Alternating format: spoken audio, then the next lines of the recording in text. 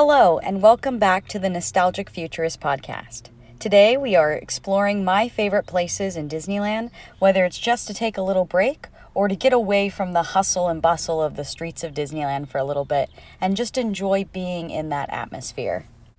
My absolute favorite place in Disneyland, it's really in Disney California Adventure, and it was something I mentioned last week.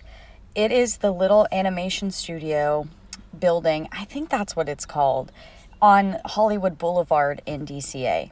It's just a room full of different sized television screens that show concept art, the actual footage from the movie, and different things along with the music. And you just feel like you're part of the movies when you're in there, and it makes you feel even more immersed than walking down Main Street with, big real sets. I don't know why it's so effective. Most people go in there to take a nap, but I like to just sit on one of the couches. Yes, there are couches where you can sit and just watch all the films as they roll by. Next up is a place that's really just for the ambiance. When you are in Cars Land, there's the main drag, right? And then if you turn off right before you would get to Radiator Springs Racers, where normally off to the left they have the Fast Pass distribution, if you keep going down that road, which leads back to the restaurants like Kusina Cucamonga, and I think Lucky Fortune is the name of one of them, and where the margaritas are and all that stuff, if you just hang out there, most people take a photo and move on, and a lot of people don't use it because that pathway is kind of on the back side of the park. But just hanging out there, there's kind of like ledges on the planters where it's easy to sit and just watch the cars race by. And at night, it's cool over there. The lighting is gorgeous on the rocks. And I just like to go over there and just, if I need a breather and it's late at night, that's the place to go. Next up is a ride, which I was trying to keep off this list, but the Storybook Canal boats in Disneyland's Fantasyland are often very busy during the day because it's a ride little kids can ride. It's just a little boat ride past miniatures of a lot of the houses and castles from Disney stories. But at night, a lot of people tend to not ride it, especially towards the end of the night. And I think it is a much better ride in the dark, where all the little houses and castles are lit up. And when you go into the tunnel from Aladdin, they have lights up in the bushes. And it's just so much more magical. And I find it's a great place if I just, kind of want to savor my last moments in Disneyland for that trip.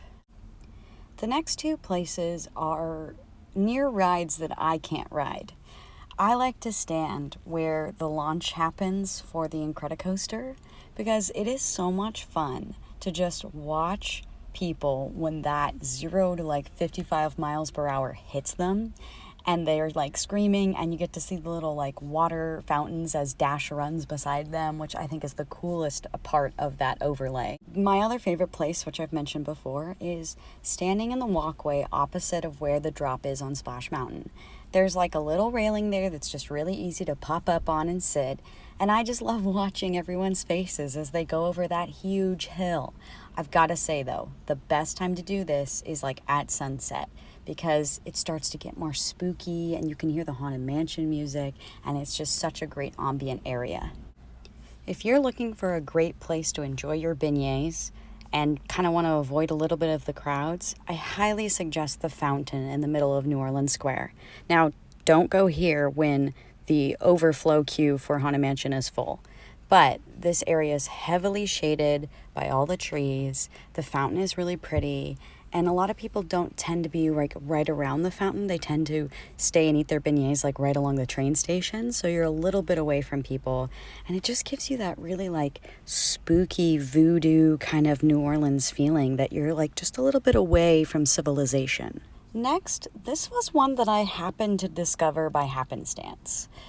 If you are in the extended queue for It's a Small World, around the time that there's a parade, and the parade is starting from the back of the park and working its way forward, you can literally watch the dancers and the floats come from backstage and there's like no one in front of you, and the view's amazing, and people are generally pretty understanding of the fact that you kind of just want to stand there.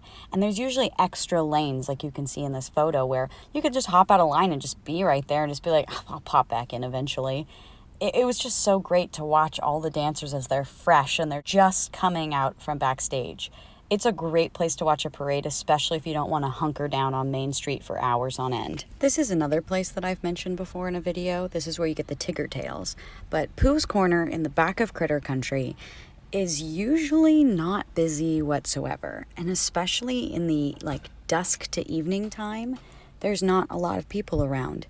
I like going in there. It's a great way to see all the stuffed animals, to get a chance to see all of the handmade candy and stuff in a case where you're not crowded on Main Street by a bunch of other people. And the atmosphere is just kind of cute and fun. You really feel like you're in Winnie the Pooh. All right, this is another one that is best enjoyed at dusk, in the evening. If you go to the monorail station in Tomorrowland and you walk up the ramp and you're going over the Submarine Lagoon, get pictures of the sun setting behind Matterhorn. It's beautiful. The sky turns bright pink and bright blue, and the mountain is just so gorgeous at that time. And look down at the lagoon. Watch the lights turn on for the evening because the colors are so vibrant. It's so beautiful in that area, and the wind blowing off of the coolness of the lagoon. It just feels good. Even if it's a cold day, it's just a great place to kind of unwind, and no one's pushing you around or anything. Again, another evening one. The Fantasy Fair Theater stops doing shows around 5 or 6. And after that time, there's no more princesses meet and greeting. There's no shows. So the area is pretty much empty. But it's really cute at night because the colors of the buildings kind of match the night sky, like the bright pink of sunset, the blue of the, night sky. And I just love going over there. It feels like you're in a fairy tale, and it's so worth it. This last place is one of my favorite places to go when I don't have a ticket into the park. Or I showed up the night before to go to downtown Disney and tomorrow I'll be in Disneyland. Or I just went to LA and this time I'm not going to Disneyland, but I decided to stop by. I love standing in the Esplanade at night and just watching the trains and the monorails go by, looking at the train station in Disneyland, and always knowing that sometime soon I'm going to be back in there. It's unfortunate this time that they won't even let us stand in the Esplanade and have that moment. But hopefully sometime soon we will not only be able to stand in the Esplanade, but walk down Main Street and enjoy a lot of the little places I mentioned in this week's episode. Thank you for joining me once again this week on the Nostalgic Futurist podcast. Next week, I'm going to be talking about one of the things that is near and dear to my heart, music, and how Disney uses it to make us feel nostalgic, adventurous, and everything else in between. I hope to see you next week, and thank you for listening.